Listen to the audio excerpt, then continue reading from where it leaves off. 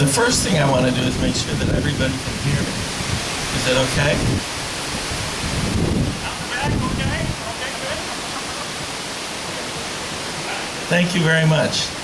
A couple of weeks ago, or maybe a month ago, at a Pioneer Association meeting,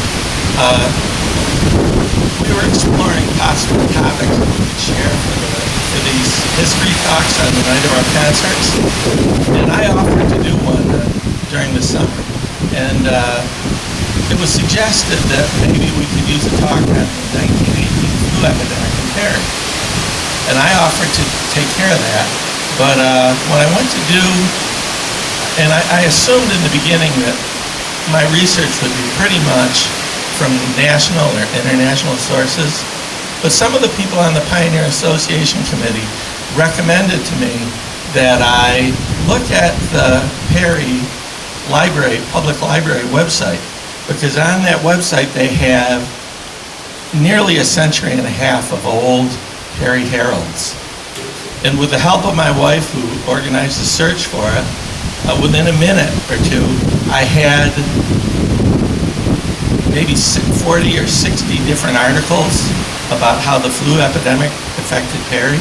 It's an extraordinary resource. If you have some time, you ought to get in there and take a look. I've got some notes that I hope to help to keep me on track a little bit. But in the early summer of 1918, as the Great War in Europe was just winding down, pockets of a new influenza started breaking out in different places around the world. Ultimately, that influenza would spread worldwide.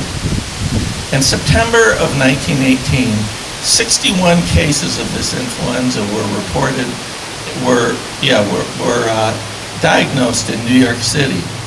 Within 2 weeks, the number had increased to 2,500, and within another 2 weeks, they numbered in the many tens and perhaps even hundreds of thousands. This epidemic spread really quickly.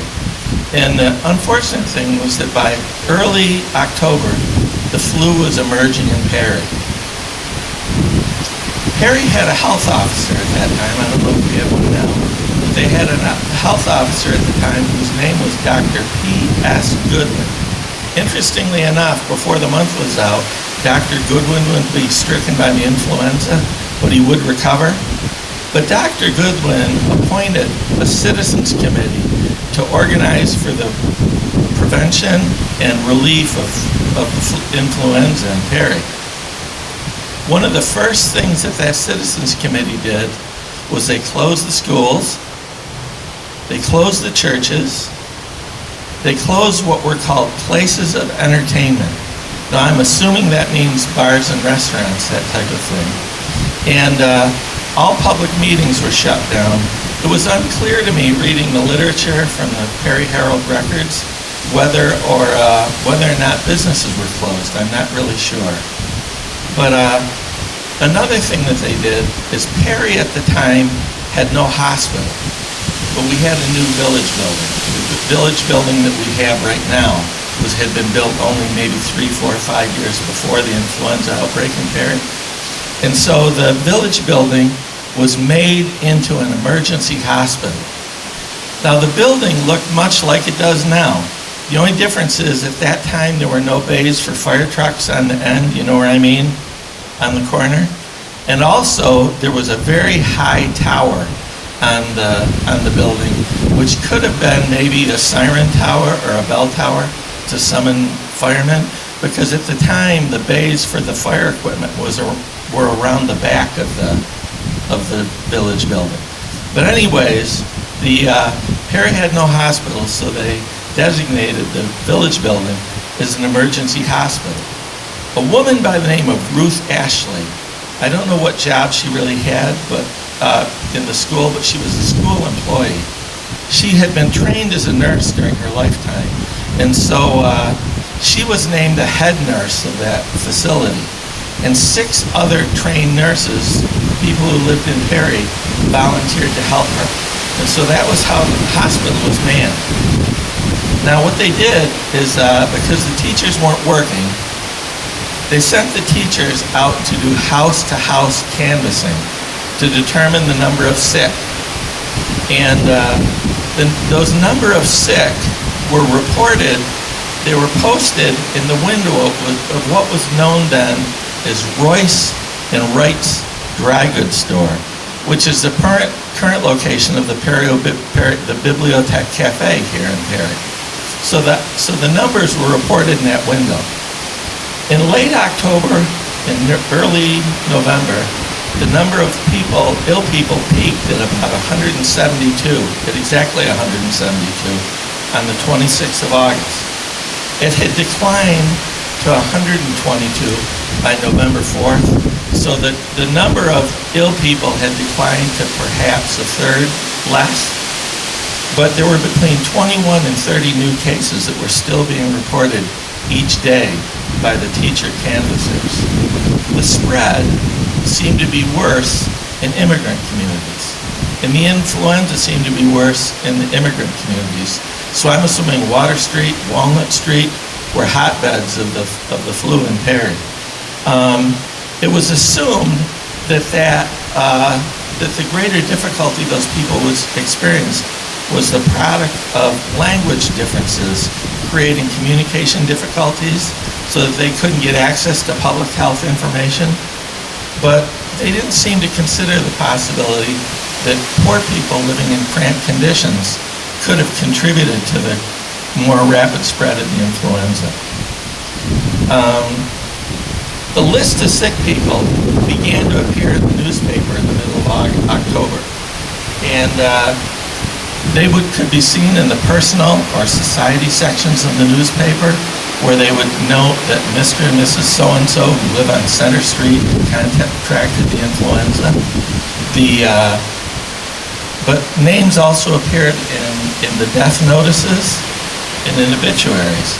So there were people dying in Perry.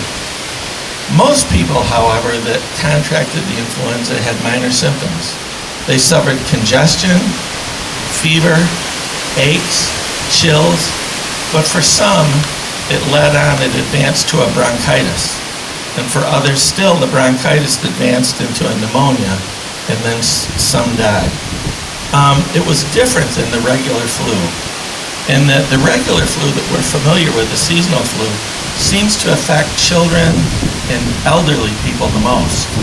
The hardest hit age group in this epidemic in 1918 were between the ages of 20 and 40, and young people in that age group accounted for more than 50% of the deaths nationwide.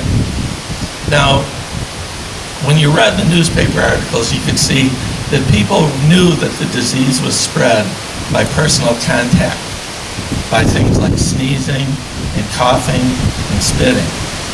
And as a result, the newspaper suggested that people follow what were known as the 3 C's of prevention. The first of those 3 C's was to keep a clean mouth. The second of those 3 C's was to keep clean skin. It would be far more difficult for people that had colds or the flu in the future to recover, that they'd recover more slowly. Now, there was evidence that the economy in Perry suffered, that I could see in the newspaper, like we see nowadays. There were concerns that insurance companies wouldn't be able to pay all their claims because of the large number of claims that were being made. Also, there were coal shortages, and the coal shortages were due to ill miners. Now, that makes sense to me. You know, people that worked in coal mines had black lung disease, or they had compromised respiratory systems, and I could see how the influenza could have made them sicker than the regular population. But just the same, the large numbers of ill miners led to coal shortages. That winter in Perry, the winter of 1918 to 1919, citizens were required to heat their homes with wood. All the coal that was available was needed for industry. Now, on the lighter side, people everywhere, I think, find a way to cope with their anxieties. And one of the best ways that I found in the newspaper to cope with that anxiety was popularized by children. They made very popular a simple song or rhyme that was a play song. Now, if you can imagine it, I don't see kids jumping rope like they did when I was a kid, but you remember we jumped rope when we were kids, and one person on each end would hold the rope, and somebody would jump and sing a song. Well, the play song that children sang at that time went like this. I had a little bird. His name was Enza. I opened up the window and influenza. I had a little bird. His name was Enza. I opened up the window and influenza. Only about a month later, the village of Perry began reopening again. The schools opened on Friday, November 7th. I'm not sure why they chose a Friday. It seems to me if they'd waited till Monday, they'd have been better off. But just the same, the schools opened on Friday, November 7th. The churches opened for the regular Sunday services on November 9th. And then on Tuesday, November 11th, the very day the Great War, the First World War ended, the rest of the community was reopened. But it was reported in the paper that much of the joy that people would have usually felt from the end of the war was dampened by the presence of the epidemic. There was a second peak of the influenza that I read about in literature. The second peak of the influenza seemed to occur in around February and March of 1919, but that second peak doesn't seem to have affected Perry as severely. It doesn't show up that way in the literature. The worst of our sickness in this community was certainly in the autumn of 1918. But through 1919 and 1920, illness was still being reported in the community. Ultimately, a third of the world's population was infected by that influenza. 675,000 Americans died. Now that is more than 10 times as many people died in combat during World War I. More than 10 times as many Americans died in combat during World War I. 50 million or more died worldwide, and Perry wasn't by any means spared the suffering. And that's all I got. That's all the Perry Herald gave me.